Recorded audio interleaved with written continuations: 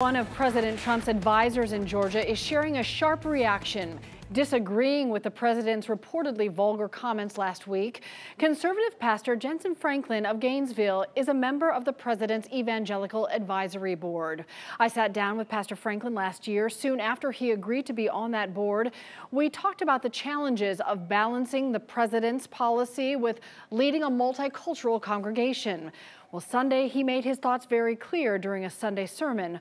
Our John Sherrick has more now from Gainesville.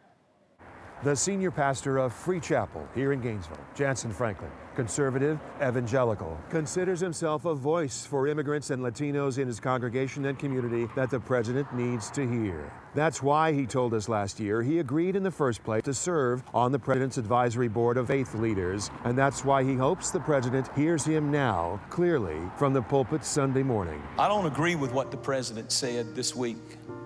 It was wrong what he said. I say that respectfully. There's no nations that are trash, and I'm putting it kind, what he said.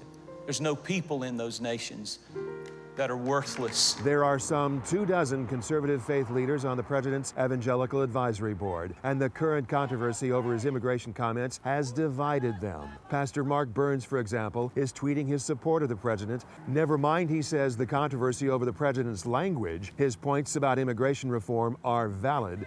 The strains on unity and finding consensus in this country, and among the president's Christian conservative advisors, even more difficult to heal than when Franklin joined the panel. How do we heal our land? If nothing else, we can sit down and hear each other's side and find the middle ground. We can do this in a way that we protect our borders, but we also have compassion for people who have never done anything except wanted to provide for their families and be a good citizen. We've not yet heard back from the White House asking for comment about the criticisms from Franklin and other members of his advisory panel.